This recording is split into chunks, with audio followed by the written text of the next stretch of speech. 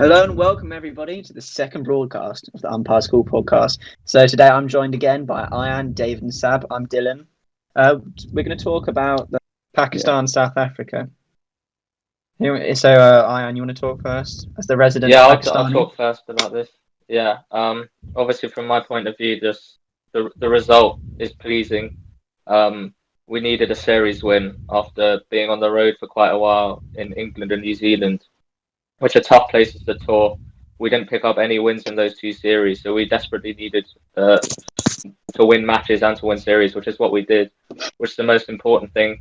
Obviously, Rizwan showing his class as well, scoring a century, which was good to see. The one thing he hadn't done in his Test career up to this point was score a century, which everyone knew he was capable of, but he just had to show it. So that was nice to see. And then also Hasan Ali coming back into the team. There were quite a few question marks about him being in the team after his performance in the first Test. Not the best with the ball, but then he took two fivers, which obviously means 10 in the match. So a very good performance from him. A good performance in general from the team. It was a bit shaky at times, particularly on the last day and day four towards the end of that day. Shaky. Yeah, a bit shaky. But yeah, obviously I'm pleased. Yeah, it was a good series for us. Yeah, Yeah, Dave. so on to me. Before I go on a slight rant about how poorly we played, I'd like to pick out, two or three players that actually did something good and like stood out for me. So Faf. obviously, who? Aiden Markram, 100 in the fourth innings. I've been a big advocate for him his whole career, as you guys would know. And he's just a bit of a gun, really. I'd probably put him up for captaincy as well over De Kock, and he's really shown his class in these two games. I mean, I think I could be wrong, but I'm quite sure he's in the top three run scorers of the series, maybe top two. And as a foreign batsman who hasn't done very well on subcontinent before this, it's very pleasing to see. And the second one is Anrik Norkia. You know, in these pitches, you don't expect someone like him to do particularly well, especially since he doesn't have much of a change up with his bowling. But he's proved us all wrong. He got fifer in this game, and he's bowled tremendously well. However, apart from those two, there really wasn't much to speak about. The batting was rubbish. Like it was some of the worst batting I've ever seen. Dean Elgar, he loves a good waft and eight stump delivery. Don't know what he's doing. De Kock, well, what can I say apart from the captaincy needs to go? He needs to go. Someone say he Faf, needs to go. he, Okay, bit far, bit far. Sav, I don't think that's true, Sam.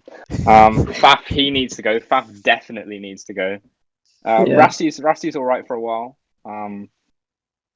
But yeah, the bowling was trash. I mean, I think pretty much every innings we'd consistently get them around 20 for two or three, and then their middle order would just beat us into the ground, and they'd go on and get 300 plus, 298 in this innings. I think we let their last wicket partnership go for over 50. Is that right, Iron? Definitely over 50. It was quite high.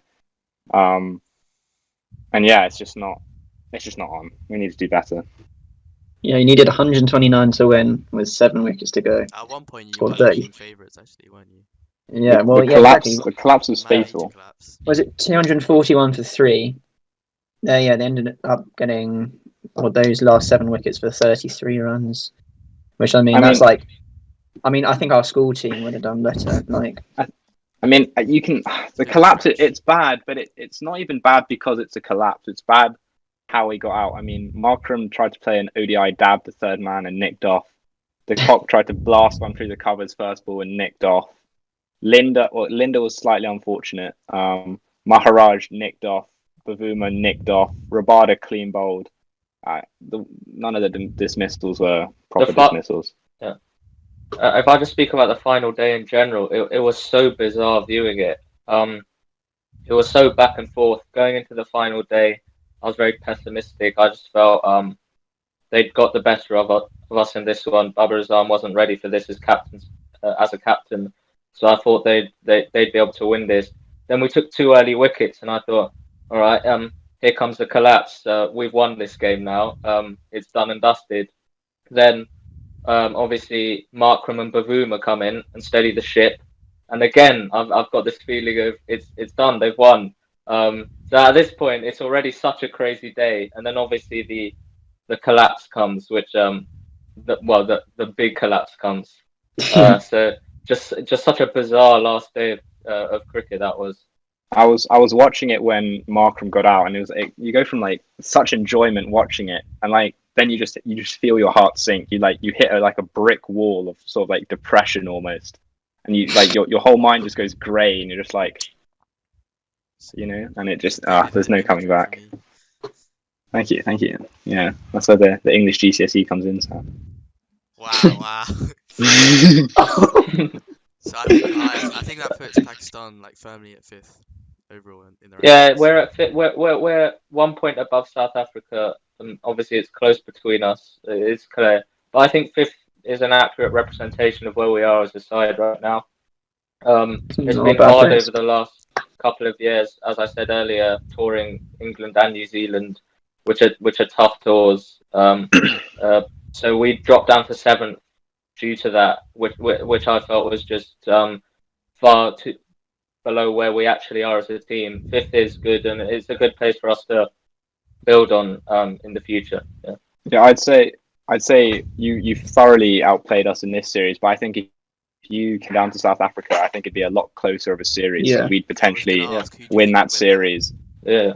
I'd say we'd potentially win that series. So I think obviously we got outplayed in this, but I think the two nations are a lot closer than this series might represent.